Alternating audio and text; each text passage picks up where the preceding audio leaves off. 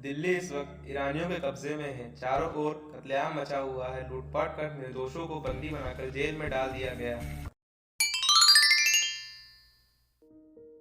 नादिर शाह की सेना ने दिल्ली में कत्लेआम कर रखा है। गलियों में खून की नदियां बह रही हैं। चारों तरफ हाहाकार मचा हुआ है। बाजार बंद हैं। दिल्ली के लोग घरों के द्वार बंद किए जाने की खैर मना रहे हैं। किसी की जान सलामत नहीं है। कहीं घरों में आग लगी हुई है, कहीं बाजार लूट रहा है। कोई किसी की फरियाद नहीं सुनता। रईसों की बेगमें महलों से निकाली जा रही हैं और उनकी बेरुमती की जाती है। ईरानी सिपाहियों की रक्त पिपासा किसी तरह नहीं बुझती। मानव हृदय की क्रूरता, कठोरता और प्रायश्चित्ता अपनी विकरालतम रूप धारण किए हुए है। इसी समय नादिर शाह ने बादशाही महल में प्रवेश किया। दिल्ली उन दिनों भोग विलास की केंद्र बनी हुई थी। सजावट और तकल्लुफ के सामानों से रईसों के भवन भरे रहते थे। स्त्रियों को बनाव श्रृंगार के सिवा कोई काम न था। पुरुषों को सुख भोग के सिवा और कोई चिंता न थी। राजनीति का स्थान शेरो शायरी ने ले लिया था। समस्त प्रांतों से धन खींच खींच कर दिल्ली आता था और पानी की भांति बहाया जाता था। वेश्याओं की चांदी थी। कहीं तीतरों के जोड़ होते थे, कहीं बटेरों और बुलबुलों की पालियां ठनती थी। सारा नगर विलास निद्रा में मग्न था। नादिर शाह शाही महल में पहुंचा तो वहां का सामान देखकर उसकी आंखें खुल गईं। उसका जन्म दरिद्र घर में हुआ था। उसका समस्त जीवन रणभूमि में ही कटा था। भोग विलास का उसे चस्का ना लगा था। कहाँ रणक्षेत्र का कष्ट और कहाँ यह सुख साम्राज्य। जिधर आग उठती थी उधर से हटने का नाम न लेती थी। संध्या हो गई थी। नादिर शाह अपने सरदारों के साथ महल की सैर करता और अपनी पसंद की चीज़ों को बटोरता हुआ दीवाने खास में आकर कारबोची मंसर पर बैठ गया। सरदारों को वहां से चले जाने का हुक्म दे दिया। अपने सब हथियार खोल कर रख दिए और महल में दरोगा को बुलाकर हुक्म दिया, मैं शाही बेगमों का नाच देखना चाहता हूँ। तुम इसी वक्त उनको सुंदर वस्त्र भूषणों से सजाकर मेरे सामने लाओ। खबरदार, जरा भी देर ना हो। मैं कोई उज्र या इनकार नहीं सुन सकता। दरोगा ने यह नादिर शाही हुक्म सुना तो होश उड़ गए। वह महिलाएं जिन पर कभी सूर की दृष्टि भी नहीं पड़ी थी, कैसे इस मजलिस में आएंगी।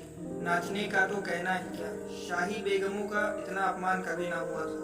हाँ नर पिशाच, दिल्ली को खून से रंग कर भी तेरा चित्त शांत नहीं हुआ। मगर नादिर शाह के सम्मुख एक शब्द भी जबान से निकालना अग्नि के मुख में कूदना था। सिर झुकाकर आदाब बजा लाया और आकार रवि निवास में सब बेगमों को नादिर शाही हुक्म सुना दिया। उसके साथ ही यह इतला भी दे दी कि जरा भी तामुल न हो। नादिर शाह कोई उज्र या हीला ना सुनेगा। शाही खानदान पर इतनी बड़ी विपत्ति कभी नहीं पड़ी। पर इस समय विजयी बादशाह की आज्ञा को शिरोधार्य करने के सिवा प्राण रक्षा का अन्य कोई उपाय नहीं था। बेगमों ने यह आज्ञा सुनी तो हदबुद्धि सी हो गई। सारे रनी निवास में मातम सा छा गया। वह चहल पहल गायब हो गई। सैकड़ों हृदयों से इस अत्याचारी के प्रति एक शाप निकल गया।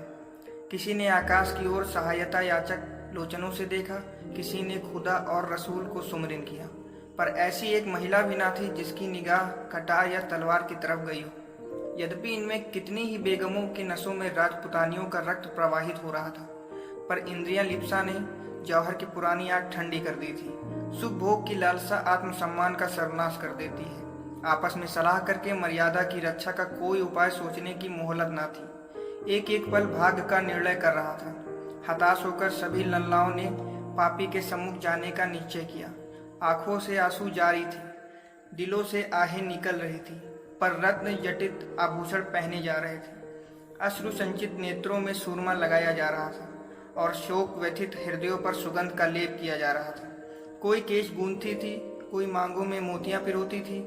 एक भी ऐसे पक्के इरादे की स्त्री ना थी जो ईश्वर पर अथवा अपने टेक पर इस आज्ञा का उल्लंघन करके का साहस कर सके। एक घंटा भी ना गुजरने पाया था कि बेगमात पूरे के पूरे आभूषणों से जगमगाती, अपने मुख की कांति से बेले और गुलाब की कलियों को लजाती, सुगंध की लपटें उड़ाती, छमछम करती हुई दीवाने खास में आकर नादिर शाह के सामने खड़ी हो गई। नादिर शाह ने एक बार कनखियों से परियों के इस दल को देखा और तब मनसत की टेक लगाकर लेट गया।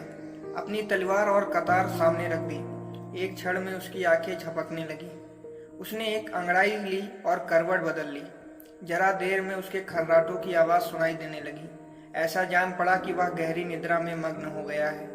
आधे घंटे तक वह पड़ा सोता रहा और बेगमें ज्यों की त्यों सिर नीचा किए दीवार के चित्रों की भांति खड़ी रही। उनमें दो एक महिलाएं जो ढीठ थी घूंघट की ओर से नादिर शाह को देख भी रही थी और आपस में दबी जबान में खानाफूसी कर रही थी। कैसा भयंकर स्वरूप है, कितनी सुंदर आंखें हैं, कितना भारी शरीर है, आदमी का है का देव है।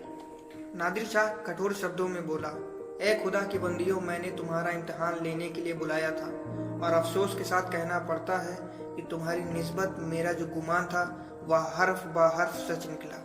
जब किसी कौम की औरतों में गैरत नहीं रहती तो वह कौम मुर्दा हो जाती है। देखना चाहता था कि तुम लोगों में अभी कुछ गैरत बाकी है या नहीं, इसलिए मैंने तुम्हें यहाँ बुलाया था। मैं तुम्हारी बेहरुमती नहीं करना चाहता था, मैं इतना ऐश का बंदा नहीं हूँ, वरना आज भेड़ों के गले चराता होता। ना इतना हवस परस्त हूँ, वरना आज फारस में सरोद और सितार की ताने सुनता होता, जिसका मजा मैं हिंदुस्तानी गाने से कहीं ज़्यादा उठा सकता हूँ। मुझे सिर्फ तुम्हारा इम्तिहान लेना था। मुझे यह देखकर सच्चा मलाल हो रहा है कि तुम में गैरत का जौहर बाकी न रहा। क्या यह मुमकिन न था कि तुम मेरे हुक्म को पैरों तले कुचल देती?